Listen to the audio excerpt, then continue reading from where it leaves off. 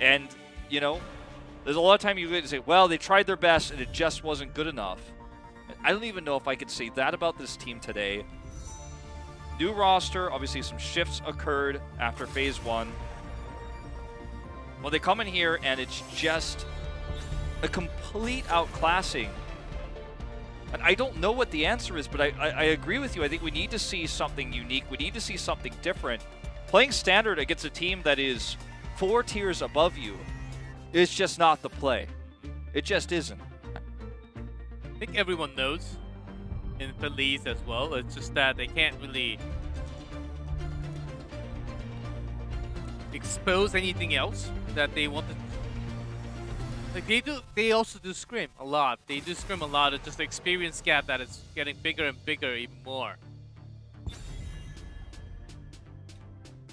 Maybe they're trying in scrims, maybe it doesn't work, so they're not really coming up with something crazy, even if they want to. At the level where they are, maybe it doesn't work compared to all the higher teams. I think they have a long way to go still. And see the laughs here? So they tried the gamble again, where they were hoping to get the Ballistics ban away from the Genji or the Rainer so they could take one. It did not work. That's why you see the insta-laugh from Dudu right afterwards. And they take the Malfurion pick. Took them a while to deliberate, but they were hoping for a gift here from Ballistics. Ballistics will do no such thing. They will play to win. They will play as if they're playing to kill the greatest foe that has ever existed every time they play. So no, they will not leave the Rainer open. They will not leave the Genji open. And very likely, they will once again take the Phoenix here. This time they take Urel with it because it's not a map where Dahaka can shine in the same way. I really wish they go back. We did see very few picks of Greymane last weekend. I wish both Glug and also Feliz go back to what they're really good at. Greymane's actually not in a bad place in the meta right now. If you're really considering about DPS choices, and you can't really make that work too well. In this case, taking it away from SCSC.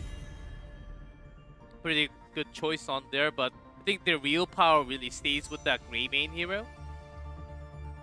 Maybe it's time to really look back on yourselves and see how did we actually come here to HGC? Through what? With Greymane, some double support, that's a long time ago, but double support doesn't really work anymore.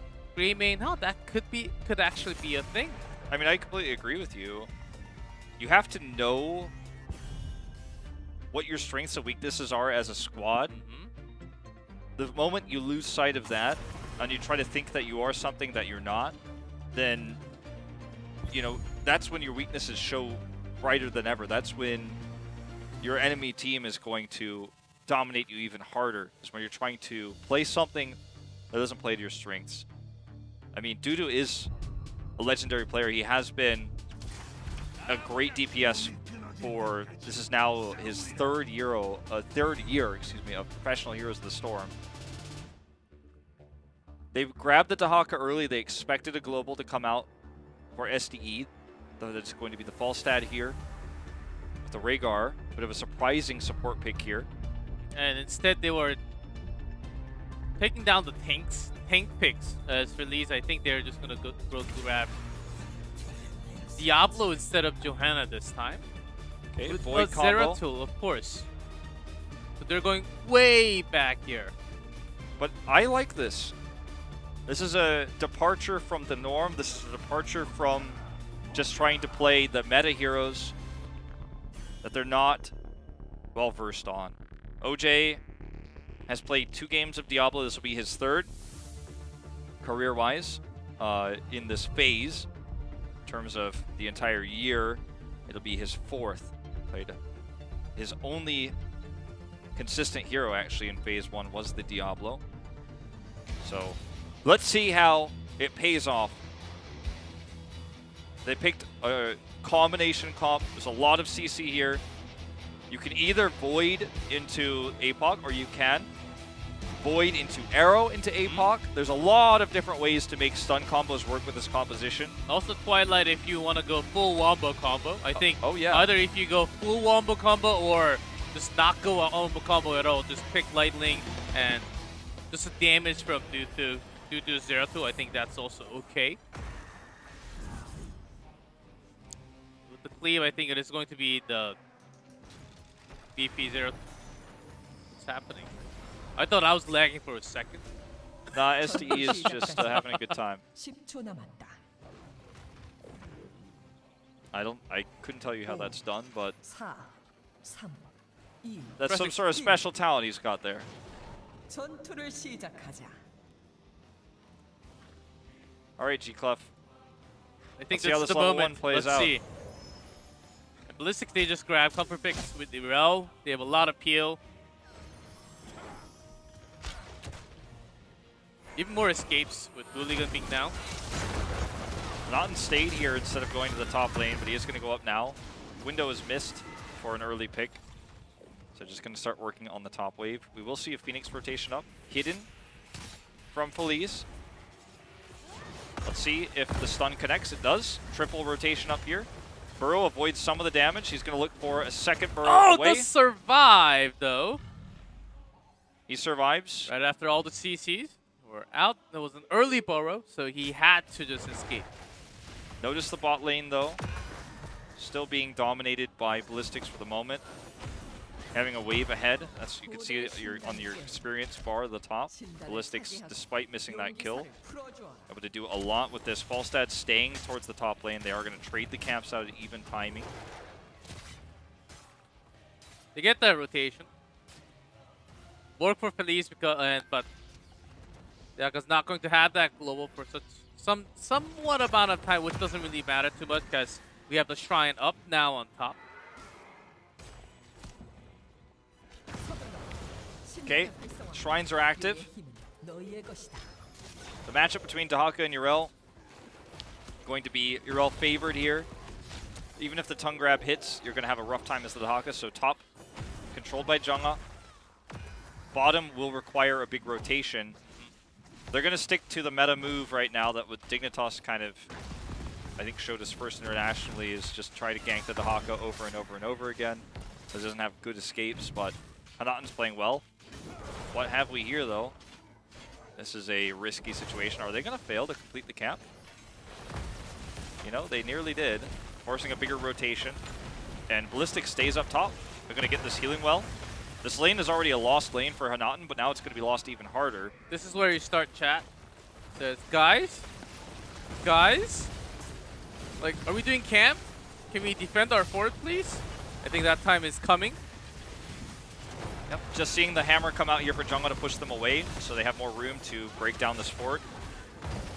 They have their own spell armor. Spell armor is being traded, but they're not shooting heroes. They're shooting the fort. The fort doesn't get spell armor. Ooh, it's gonna go down because they had massive sustain as well. Also catching OJ punished a little bit for the late retreat there. And the reason why they were late, first of all, for the rotation, they spent a little bit of a more resource to grab the shrine at the bottom. Oh. Hooligan is in trouble though. Great toss, excuse me. Hooligan self-heals. It survives. This actually could be a triple kill. Dudu's in trouble. He goes down. Aimer is caught. Hides here, shows himself with a scatter arrow. STE gonna get the blow up. It will be the triple. I'm sorry, Hanatan. All the while, during that time, Hooligan almost got a solo kill on Hanzo. Garrosh almost got a solo kill on a Hanzo. That almost happened. They got greedy, went for the rotation. Were triple killed counter-wise. Now the Dragon Knight is up and taken. After killing top fort, they will now get mid fort. Dragonshire is a map where we see long games, but this game is looking like it might be a little bit different. Usually a long game. And great punish by Ballistics there. As Garrosh, of course, sometimes you forget. Heal himself back as possible. And sometimes with the great armor, you tend to ignore it because it seemed like, even to me, Zero2 may just get the kill here. Hooligan was actually baiting that, understanding all the damage that was going to come in. Great calculation there by Hooligan. And they also have a global. And with the Falstad joining at the bottom fight, as soon as As soon as Hooligan survived, they turned that all around. Yeah, I mean, it was just the counter global there. 2 forts with the first Dragon Knight. The first one even down before that. Yeah, so 3 forts down at pre-5 minutes. I mean, it's rare. We saw it a few times back in the old MVP Black Sylvanas days to see level 10 before 5 minutes, but we almost got there. We almost had the level 10 before 5 minutes. We're going to have it just afterwards. 502. Insta-locks on all of them, minus the Planet Cracker. He does decide to stick with the Salvo. As Jungha's got such a huge health scaling advantage that even 3 members were not going to take him down. It's hard to get Rail down, and she also has the defenders up now, so it's nearly going to be impossible here. SC has more health and more damage than he's supposed to have at 5.5 minutes into the game, so can almost solo this camp with no problem. Gets the help of Rhaegar over there. Magi jumps in, and they're going to try to make this a keep wall play. Maybe even a keep, because there's no 10 on the other side. Zeratul is going to struggle to do anything in this 4-man. He's better off trying to defend the Falstad mid-push, which he is doing. And this is actually the best. You have your support, you have your range. Spell armor. Hirel and Garrosh just take all the damage and peel for the back line as everything for themselves, basically. Okay, Dudu's trying to deal with these Siege Giants. That's like all he can try to do is kill a Siege Giant. He gets one. Well, the second one survives. The Spell Armor is still here with the Wizard minion. Next wave of minions means this is going to be a 6-minute and 20-second keep. As they look to just try to end this game, end the lives of Feliz, they're going for it. Yeah, core attack. They still have the Spell Armor. The Wizard's still up. Taunt comes through. And OJ does survive for some time, so good bait there. Still pretend they don't really have too much. You could try to look for a kill, but still every single member for Ballistics pretty healthy. Yeah. Ancestral used onto SC to make sure he stays alive. Gust here to make this a 5v2. No 10 still for Feliz. Hanaton gets caught by another stun. The damage coming out from Aimer is too much, though. I think Ballistics is overextended. Core actually does a lot of damage. Yeah. They got too close to the sun, and they got burned.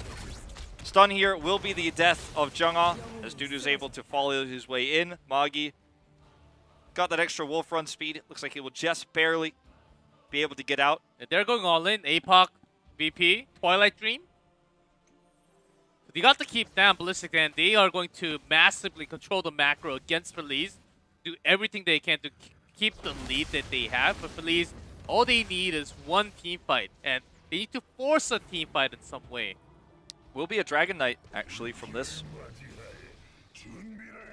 So it looked to be perhaps a pre-8-minute win for Ballistics and a perfect game. Turns on its head. And honestly, at this stage of the game, this is the closest Feliz has been to a victory in this series. I wouldn't go as far as to say in the tournament, but in this series. Okay, big moment here for Ballistics to try to collapse on this Dragon Knight. APOC does catch.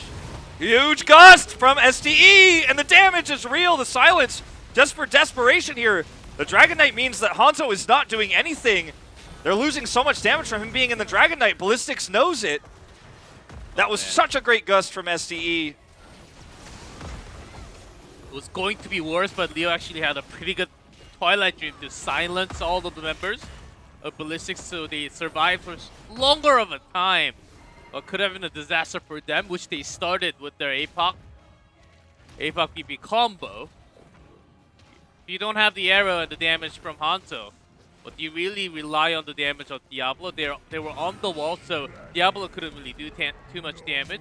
Zeratul, he took BP, so he lacks in damage himself. Yeah, if you could choose, you would obviously either have Diablo or Dehaka, more so Dehaka in the Dragon Knight, if you could, you know, if the world worked that way and you could idealistically choose.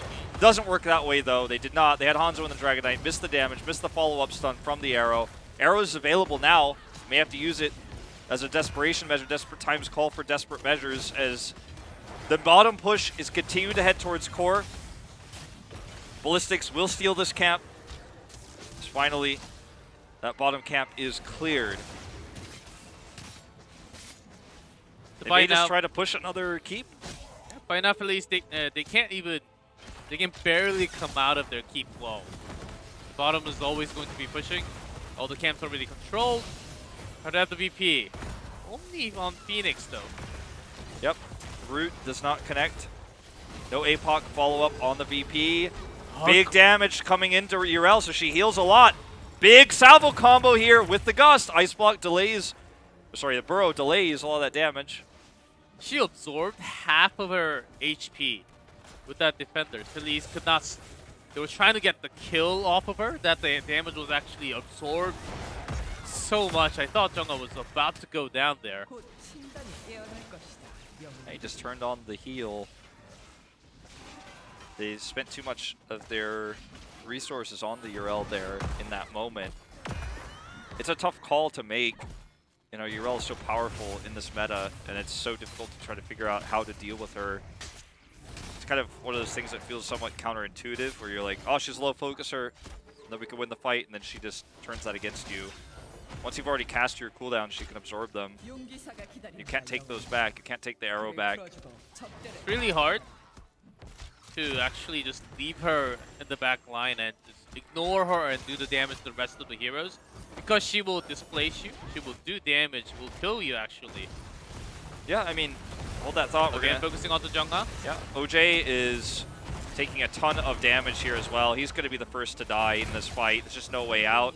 SDE comes down for the flight, doesn't have the Gust he wanted, but Dudu is just eating the damage here from the auto attacks with so many kills, 10 kills now. Seasonal Marksman finishes at 11 minutes. Dudu actually does not have Blink because Leo ice blocked and the Yeah. and the Garrosh actually caught 0-2 instead, so he had to use Blink. So there was no escape for him that way. Naughton uses his heal here, but he is going to go down. When you think about... Oh, hold that thought. Tongue grab, but is cleansed. When you think about what Yrel is... Oh, God. Let's just pretend like that didn't happen. When you think about what Yrel is with her heroic, like, if you think about... If you compare it to Adaptation for Dahaka, for example, it's just a way better version where you're immortal while you take the damage. You heal instantly during that time. Oh? Okay, Gust here for the disengage. Okay, they're falling apart. They are... Okay, we can't... If you can't line up your wombo, it's going to be harder and harder unless they have massive BP with the Twilight and focusing on to one. But they're still pre-16. They can't really engage right now. It's going to be really hard. Aimer trying to put out some damage as Hanzo scattered. There's a lot of damage still. Okay, SDE. You know, I mean... He was the target, but there's just too much peel from Jungha up at the front on this Yrel. Has not popped his heroic yet, so he's essentially immortal. Like, good luck killing him. He's not interested in that. Isolation already gone. Dahaka before the salvo pops off. Dudu, very low, taunted, and the core will start to fall. 69, 50, falling rapidly. Ballistics is going to take this series with a 3-0 score. One more kill onto Liu before it all goes down.